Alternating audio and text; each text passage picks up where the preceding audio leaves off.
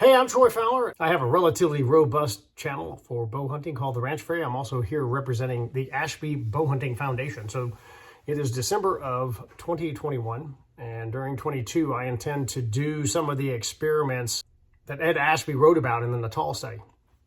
There's tons of detail in there, and he's really a practical dude, and he had some really practical examples of that anybody could repeat or understand, and that's kind of how I'm wired. So today I have one of the tests from one of his articles called Why Single Bevel Broadheads, and there's a whole lot more detail in there. I'm going to cover some of that stuff, but this one's going to be short and fast, so there won't be any Ranch Fairy intro or any of that stuff. This is going to appear on the Ranch Fairy channel and on the Ashby Bow Hunting Foundation YouTube channel. I have two potatoes. I tried to get them about the same size and length so it was fair. And then I have, this is a tough head. That's a 225. And it is the closest thing to the broadheads that Ed ended up with during the Natal study for its length and width and the way it's designed. That is the closest thing if you were to say in the study, the way this is manufactured, the way it is beveled, the way it is long and thin, and everything else, tanto tip, it is the closest duplicate to the highest performing broadhead in the Natal study. I have a 3-blade broadhead. I don't know what brand this is. I found them. I have a lot of broadheads. And then this is a 2-blade double bevel, short little wicked guy. These guys are real common these days, so I kind of went with that. I have them on rotating inserts that actually spin. So they have a bearing in them. When Ed did this test in the study and showed pictures of it, he put a roller bearing on the back and let the shaft rotate.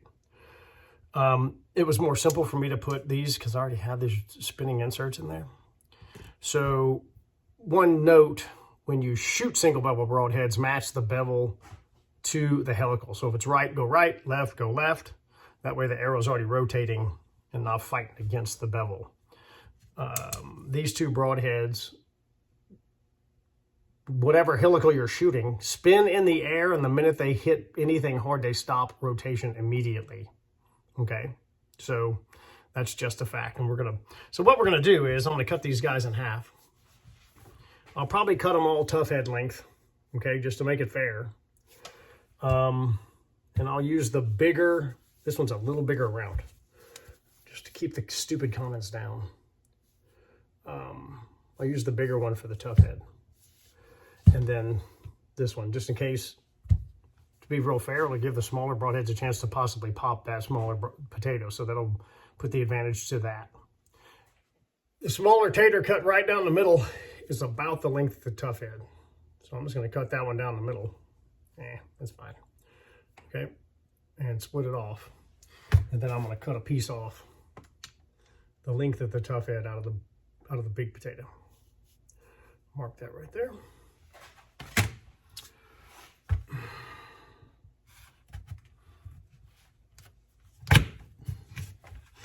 All right.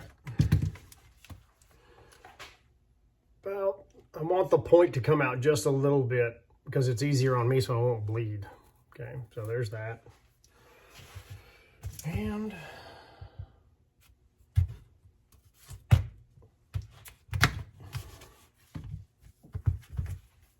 those are pretty equal. So I'm going to set the reason why I'm cutting them is they don't wobble around, slam some broadheads. I'm going to set this down on a piece of cardboard, and I'm just going to push the broadheads real slow through the pointed part and out the back. First up, 3-blade.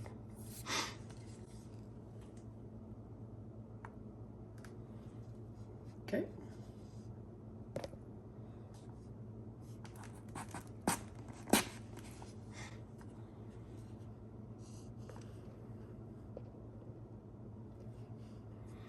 And the point is right there.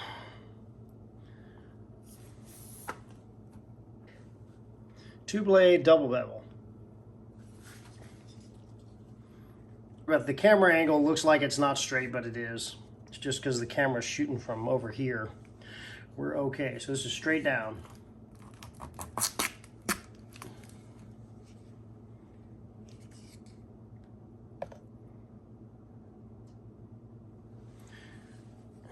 point.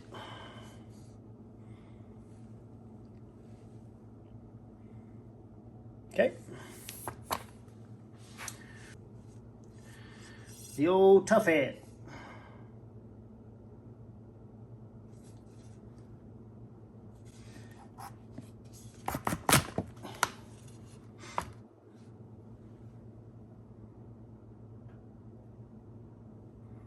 Pretty nasty how that thing has opened up and started splitting and making an air pocket. So we can see all three. We see a very, starts to spread it because of the shaft, and we see a very straight opening, okay?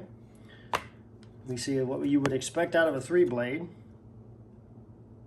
okay? And then with the single bevel, we see a actual cavity forming in there where there's an opening from the bevels rotating.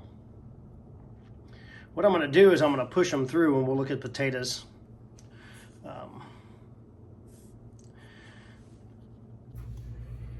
So I already tapped the tough head like a pass through, and that's what it looks like. This nasty big old wound from the potato breaking. You can actually see air through that thing. This is the 2-blade. I've learned to try to be safe and not cut myself. I'm good at cutting myself. Rubber mallet.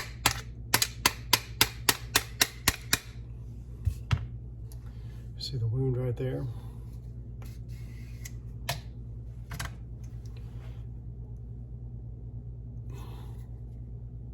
Okay. And a little bit of air there from the shaft, dragging in the potato. Cool. But you don't see any, which one is it?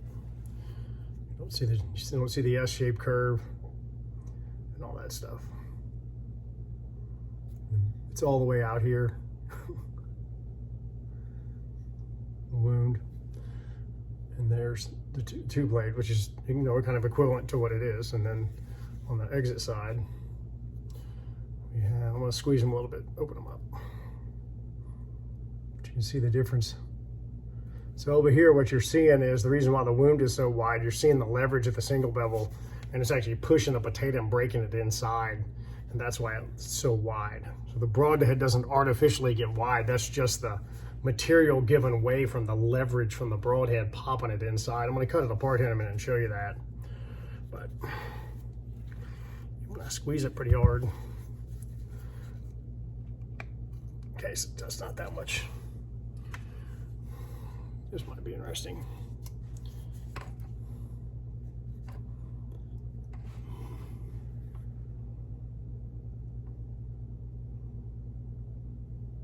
Okay.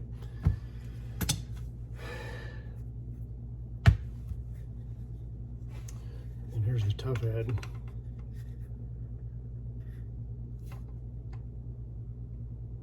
Pretty amazing that the tissue wants to break apart that far. And then 3-blade.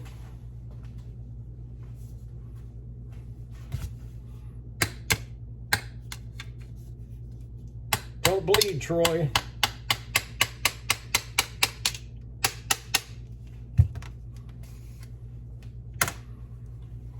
Not really noticeable impact side. The advantage the 3-blades have, and this is just logic, because as you know, I have a background in physiology of some type.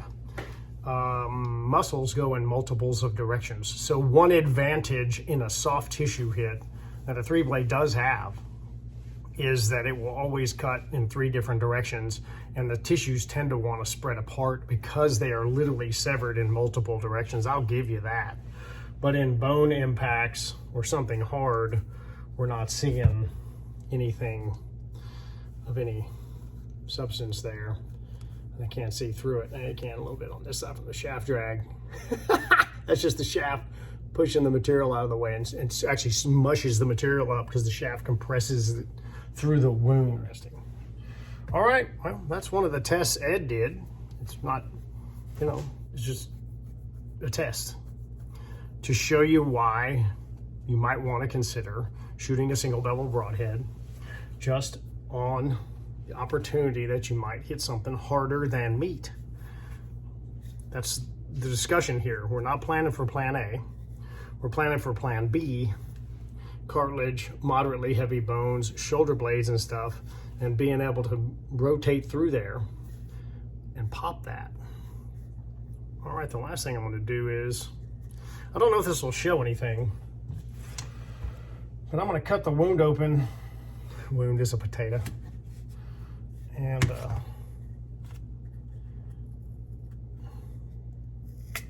try not to ruin it. Oh, that's pretty cool. All right. You can see that it's got a bump in here where the material, you know, started moving around.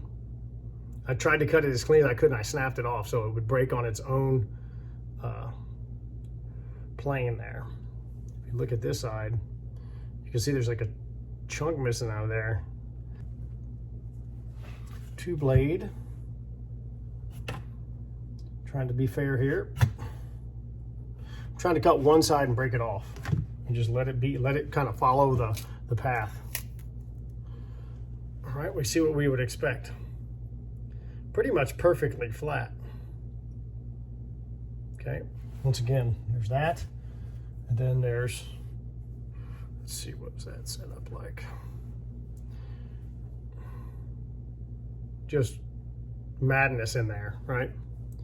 Not flat from the rotation of the bevel. I did not cut into the potato and try to make that happen. It's just the bevel rotating. Again, here's the 2-blade, and it's much more predictable. And you're going to see that even at high velocities. You're going to see the broadhead. You're going to see the broadhead fail to rotate. I think the 3-blade is going to be kind of, I'm going to cut one side off and see what we see inside.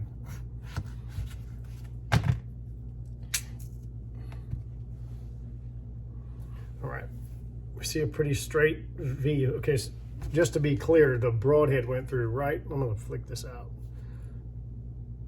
There's a layer of tissue there. Okay, I missed a little bit, so I'm going to take that off. And you see a very predictable V shape through the potato, right? Through something harder than meat. I'm not going to cut the other side off. I just don't expect anything to be different because of the very clear double bevel flatness, right? A 3-blade is 3 double bevels. So the only, once again, here's the kind of destructive looking tough head, single bevel, Ashby single bevel. How's that? Brand doesn't really matter. It matches what Ed's outcomes were in the Natal study. See, it's just chewed up. And then, once again, this double bevel, pretty flat, as would be expected. There wasn't any rotation. And then one side of the 3-blade, once again, nice, pretty clean. Like I said, the blades went right through this little bit of tissue here. All right. Y'all can draw your own conclusions from that. I'm fine with that. I just wanted to show y'all, like I said, I'm going to do some videos like this every once in a while. I'll just fire them out on stuff Ed's already covered in the Natal study, which you need to go read.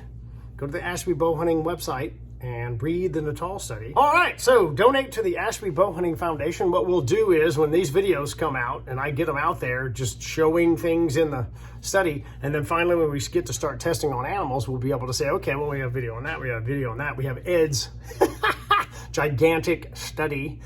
So we're more layers of things to say, okay, this keeps replicating, and then when we shoot, what happens, right? Ed's already kind of covered most of that stuff, but we're going to start doing more with compounds, do a lot of tests that are new, and Ed's got a list for us that's quite long, so it'll be fun. Thanks for watching.